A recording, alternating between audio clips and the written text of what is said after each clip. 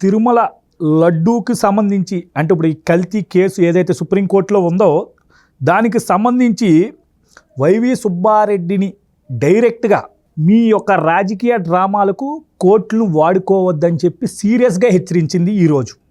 అంటే మొన్న వచ్చిన ఏదైతే అంటే తీర్పు కూడా కాదు, అప్పుడు వాదనలు జరిగినాయి. ఆ వాదనల్ని ఏదో తనకి అనుకూలంగా వచ్చేసింది, కల్తీ జరగలేదు అని ప్రచారం ఏదైతే వైసీపీ వారు చేశారో ఈరోజు వారికి మూడేలా ఈరోజు ఒక స్వతంత్ర దర్యాప్తు సంస్థకి సుప్రీంకోర్టు ఆదేశాలు జారీ చేసింది. అయితే సిబిఐ తరపు ఇద్దరిని, ఏపీ పోలీసులు ఇద్దరిని, ఈ యొక్క ఎఫ్ఎస్ఎస్ఏఐ నుండి మరొకరిని, అంటే ఈరోజు 5 మెంబర్స్తో ఒక స్వతంత్ర దర్యాప్తు సంస్థని ఏర్పాటు చేసింది. అంటే ఇది ఒక కైండ్ ఆఫ్ టీమ్. ఇప్పుడు ఈ టీం వెళ్ళి అసలు కల్తీ జరిగిందా లేదా అనేది ఈరోజు ఎంక్వైరీ చేసి ముందుకు తీసుకొస్తుంది. ఇప్పుడు వైసీపీ వారికి మూడిందనే అనుకోవాలి. మూడిందని ఎందుకు అంటున్నానంటే ఈరోజు ఇది పడగానే టీడీపీ వారు ఆనందిస్తున్నారు. ఇది ఏదైతే సుప్రీంకోర్టు ఆదేశాలు ఉన్నాయో ఇవి చూసి టీడీపీ వారు ఆనందిస్తుంటే వైసీపీ వారు బాధపడుతున్నారు, వ్యతిరేకిస్తున్నారు ఆ స్టేట్మెంట్స్ని, ఈరోజు సుప్రీంకోర్టు ఇచ్చిన స్టేట్మెంట్స్ని. సో ఎలా చూడాలి? సుబ్బారెడ్డికి మూడింది అని అంటున్నారు. సుబ్బారెడ్డి కనుక నోరు తెరిస్తే జగన్ కూడా అవుట్ అని ఒక వాదనలు వస్తున్నాయి. మీ అభిప్రాయం ఏంటి? ఈరోజు తిరుమలకు సంబంధించి వైసీపీ వారు మొన్న చేసిన దుష్ప్రచారానికి అడ్డుకట్టపడింది. ఈరోజు మొత్తం యావత్ ప్రజలందరూ జగన్ గారి రాజకీయాల్లో ఇప్పుడు చూస్తున్నాం కదా, గతంలో ఎలా అయితే చేశారో ఇప్పుడు అదే తరహాలో దొంగ రాజకీయం, విష రాజకీయంకి ఈరోజు పులి స్టాప్ పెట్టేలా తీర్పు రావడం మీరు ఎలా చూస్తున్నారు? రాబోయే రోజుల్లో ఈ కేసు ఎలాంటి మలుపులు తీసుకోబోతుంది? ఇది బాగా జరుగుద్దంటారా? అంటే సిబిఐకి ఇస్తే ఒక రకమైనటువంటి ఇబ్బందులు ఉంటాయని ఆ రోజు మనం అనుకున్నాం. అంటే జగన్మోహన్ రెడ్డి గారు సిబిఐ కేసులు ఏళ్ళదడుగుని నడుస్తున్నాయి. అయితే ఇప్పుడు డిఫరెంట్గా ఈరోజు స్వతంత్ర దర్యాప్తు సంస్థ రావడం మీ అభిప్రాయం ఏంటి ఓవరాల్గా దీని మీద?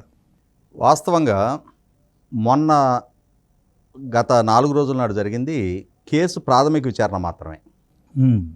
ఆ ప్రాథమిక విచారణ సందర్భంగా పిటిషనర్దారుల తరపున కొన్ని ప్రశ్నలు ప్రభుత్వ న్యాయవాదికి ధర్మాసనం సంధించడం జరిగింది.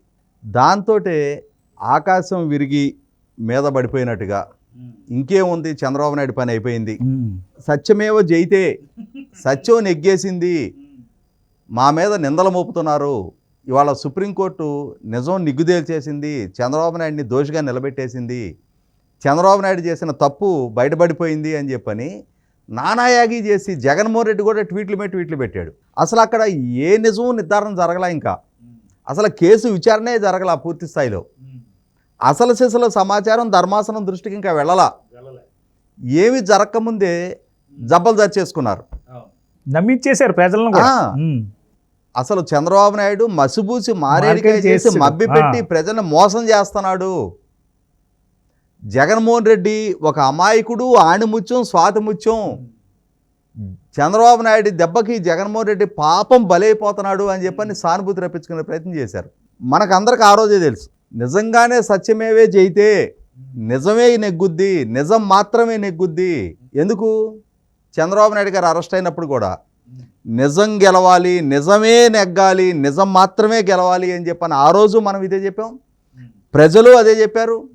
కాబట్టే జగన్మోహన్ రెడ్డి గారిని 151 నుంచి 11కు పరిమితం చేసి చంద్రబాబు నాయుడు గారి నాయకత్వంలో కూటమికి 164 స్థానాలు ప్రజలు కట్టబెట్టారు. ఆయన చెప్పినట్టుగానే మీకు నేను లబ్ధి చేకూరిస్తే నాకు ఓటు ఏంటి అన్నారు. ఆయన చేయలేదు కాబట్టి ప్రజలు కూడా ఆయన చెప్పిందే చేశారు. ఇవాళ గౌరవ సుప్రీంకోర్టు ధర్మాసనం వైవి సుబ్బారెడ్డిని న్యాయస్థానాలని మీ రాజకీయ డ్రామాలకు వేదికగా మార్చొద్దు అని వార్నింగ్ ఇచ్చింది. ఎందుకు? ఈ ఎంటైర్ డ్రామా నా ఆధ్వర్యంలోనే నడిచిందండి, అప్పుడు బోర్డు చైర్మన్ నేనే అని చెప్పని ఈ వైవి సుబ్బారెడ్డి కోర్టుకు చెప్పుకోలా, ఏదో పబ్లిక్ ఇంట్రెస్ట్ లిటిగేషన్ ఫైల్ చేసినట్టుగా చేశాడు. ఈ మొత్తం కథ, స్క్రీన్ ప్లే, దర్శకత్వం, మాటలు, పాటలు, రచయిత అన్నీ నేనేనండి అని చెప్పని చెప్పుకోకుండా ఒక బాధితుడిలాగా ఏదో పబ్లిక్ ఇంట్రెస్ట్ లిటిగేషన్ లాగా ఫైల్ చేశాడు. కోర్టు దృష్టికి వచ్చింది, ఇతనే అప్పుడు చైర్మను, ఇతను ఇప్పుడు వైసీపీ పార్టీ రాజ్యసభ సభ్యుడు, కాబట్టి వైసీపీ పార్టీ తరపున ఇతను పిటిషన్ ఫైల్ చేశాడు. ఇంకొక ఆయన ఉన్నాడు, former advocate, additional advocate general Ponnavolu Sudhakar Reddy.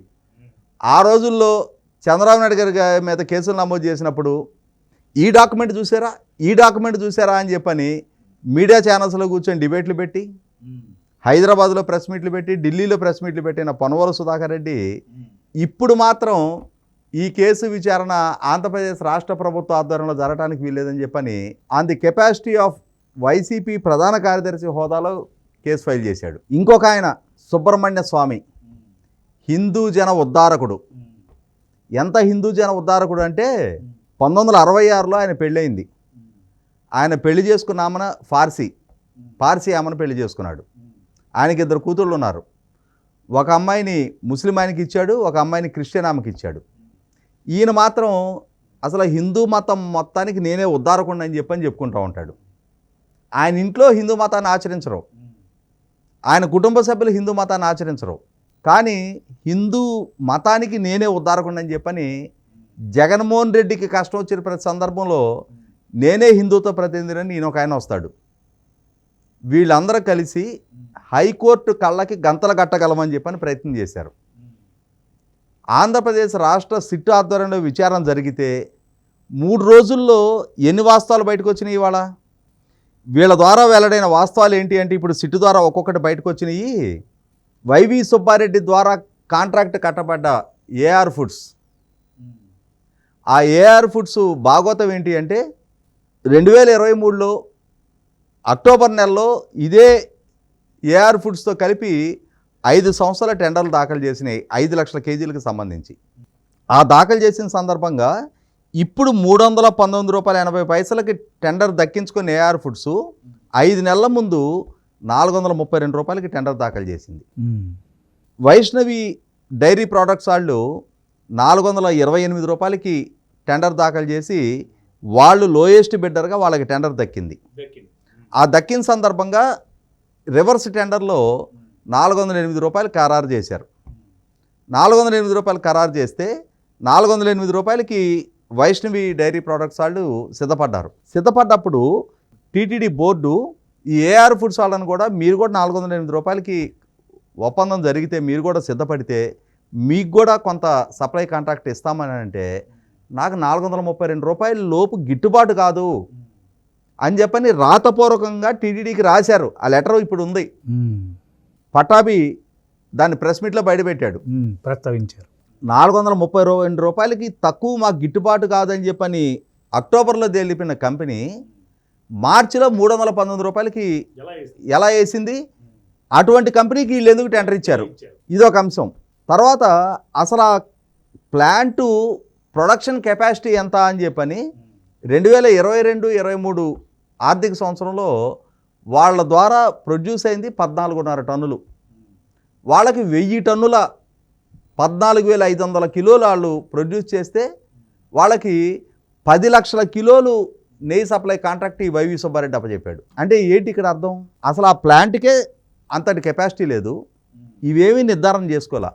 పైగా ఈ టెండర్లు కట్టబెట్టడం కోసం ఇదే సుబ్బారెడ్డి ఆధ్వర్యంలో టెండర్ కండిషన్స్ అన్నీ మార్పు చేర్పులు చేశారు. ఇవాళ ఈ వాస్తవాలు మొత్తం కూడా గౌరవ ధర్మాసనం దృష్టికి వెళ్తాయి. ఇప్పుడు ఈ గౌరవ సుప్రీంకోర్టు ద్వారా ఈరోజు ఏమి నిర్ణయం తీసుకున్నారు? మొన్నటి రోజున కేంద్ర ప్రభుత్వ అంటే దేశం మొత్తానికి అటార్నీ జనరల్ ఉంటారు, తుషార్ మెహతా గారిని మీ అభిప్రాయం చెప్పండి, ఇప్పుడు ఆంధ్రప్రదేశ్ రాష్ట్ర ప్రభుత్వం ద్వారా జరుగుతున్న సిట్టు విచారణ కొనసాగించాలా, లేదు కేంద్ర ప్రభుత్వ ఆధ్వర్యంలో విచారణ జరపడానికి మీరు సిద్ధంగా ఉన్నారా, మీ ఒపీనియన్ చెప్పమని గౌరవ సుప్రీంకోర్టు ధర్మాసనం ఆయన అడిగింది. ఈరోజు ఆయన చెప్పారు, ఆంధ్రప్రదేశ్ రాష్ట్ర ప్రభుత్వం ద్వారా విచారణ జరుపుతున్న సిట్టు అధికారులు నిబద్ధత గల అధికారులనే మాకు నిర్ధారణ అయింది, ఆ విచారణ ఆపాల్సిన అవసరం లేదు, కేంద్ర ప్రభుత్వ విచారణ సంస్థ ద్వారా విచారణ జరిపించాల్సిన అవసరం లేదు. అంటే ఆంధ్రప్రదేశ్ రాష్ట్ర ప్రభుత్వం ఏర్పాటు చేసిన సిట్టు పర్ఫెక్ట్గా విచారణ జరుపుతుందనేది అటార్నీ జనరల్ గౌరవ ధర్మాసనానికి తెలిపాడు. తెలిపిన దాని మీద ఈ పిటిషన్దారులు సుప్రీంకోర్టు రిటైర్డ్ జడ్జిలతోటి విచారణ జరపాలని ఒక దరఖాస్తు పెట్టారు. అవసరం లేదు, సుప్రీంకోర్టు రిటైర్డ్ జడ్జి తోటి జరిపే అవసరం లేదు. అటార్నీ జనరల్ గారు ఆంధ్రప్రదేశ్ రాష్ట్ర అధికారులు బాగానే విచారణ జరుపుతున్నారని చెప్పారు కాబట్టి అటార్నీ జనరల్ ఏం చెప్పారంటే వాళ్ళకి తోడు కావాలి అని అంటే కేంద్ర ప్రభుత్వ అధికారులు 2 పర్యవేక్షణకు పెడదాము అని చెప్పిన మీదట ఇవాళ గౌరవ ధర్మాసనం 2 ఆంధ్రప్రదేశ్ రాష్ట్ర పోలీస్ అధికారులు, 2 సిబిఐ అధికారులు, సిబిఐ డైరెక్టర్ ప్రవీణ్ సూద్ గారి మానిటరింగ్లో విచారణ చేస్తారు. వీళ్ళకి తోడు ఈ మొత్తం వ్యవహారం అంతా కూడా ఎన్డీడీబీ ఇచ్చిన రిపోర్టు ఇవన్నీ కూడా ఫుడ్ స్టాండర్డ్ అండ్ సేఫ్టీకి సంబంధించిన అంశాలు కాబట్టి FSSAI food safety standard authority of India దాని నుంచి ఒక సీనియర్ అధికారిని కూడా ఈ కమిటీలో ఏర్పాటు చేసి ఈ విచారణ జరిపిద్దామని చెప్పని ఒక నిర్ణయం తీసుకున్నారు. తీసుకుంటూ ఇటువంటి చౌకబారు జిమ్మిక్కులకి ఎప్పుడు చేయకు అని చెప్పని వైవి సుబ్బారెడ్డిని ఒక గట్టి వార్నింగ్ ఇచ్చారు ధర్మాసనం నుంచి. ఎంత ఎదవాలంటే వీళ్ళు మొన్న కూడా ఎంత మ్యానిపులేషన్ అండి, రాష్ట్ర ప్రజలను మోసం చేసేసారు వీళ్ళు. ఇవాళ ఇప్పుడు ఆల్రెడీ డాక్యుమెంట్ ఎవిడెన్స్ అంతా ఉంది. అక్టోబర్లో అదే సంస్థ ఈ బోర్డుతో జరిపిన కరస్పాండెన్స్ డాక్యుమెంట్స్ ఎదురుగా ఉన్నాయి. అసలు ఆ సంస్థ ద్వారా ఎన్ని టన్నులు ప్రొడ్యూసింగ్ చేశారు అనేది ఆ సంస్థ డేటాలో ఉంది. అదే సందర్భంలో ఈ వైష్ణవి నుంచి ట్యాంకర్ బయలుదేరి అక్కడికి వెళ్ళి మళ్ళీ అక్కడి నుంచి వేబిల్లు మార్చుకొని బోర్డుకు రావటం, తిరుమల దేవస్థానానికి రావటం డాక్యుమెంట్ ఎవిడెన్స్ ఉంది. అన్నిటికన్నా ముఖ్యంగా 20వ తారీఖు ట్యాంకర్ బయలుదేరితే అక్కడ 29వ తారీఖుకి ఆలయానికి చేరింది. 500 కిలోమీటర్లు ప్రయాణం చేయడానికి 9 రోజుల కాలం పట్టింది. అంటే ఇది మధ్యలో కలెక్ట్ చేసుకుంటూ వెళ్ళిందని కూడా ఉందండి. అదే ఈ యొక్క ఏదైతే ఫ్యాట్ కంటెంట్ ఎలిమెంట్స్ అన్నీ అక్కడే మధ్యలో అక్కడ కొంచెం ఇక్కడ కొంచెం, ఎందుకంటే అంత కెపాసిటీ లేదు కదా ఆ కంపెనీకి. కాబట్టి ఏంటంటే ఈ లోటుపాట్లు మొత్తం ఇవాళ నిర్ధారణ అవుతున్నాయి. సిట్టు ఆల్రెడీ చాలా సమాచారాన్ని సేకరించింది 3 రోజుల్లోనే. రెడ్ హ్యాండెడ్లీ దొరికేశారు. కాబట్టి ఇక్కడ ఏది సత్యమేవ జయతి అనేది 100కి 100 పాళ్ళు గౌరవ ధర్మాసనం సాక్షిగా దేశానికి ప్రపంచానికి జగన్మోహన్ రెడ్డి గారు వాళ్ళ చిన్నాన్నలో వాళ్ళ ముగ్గురు కలగలిసి చేసిన నిర్వాకం ఏంటి, భాగవతం ఏంటి, తిరుమల శ్రీవారి దగ్గర చేసిన అపచారం ఏంటి, వీళ్ళ వల్ల జరిగిన మాలిన్యం ఏంటి, ఎంతగా భ్రష్టు పట్టించే ప్రయత్నం చేశారనేది ఇప్పటికే తేటతెల్లమైంది. రేపు అధికారికంగా రాచముద్రతోటి మరొకసారి తేటతెల్లం కావటం ఖాయం.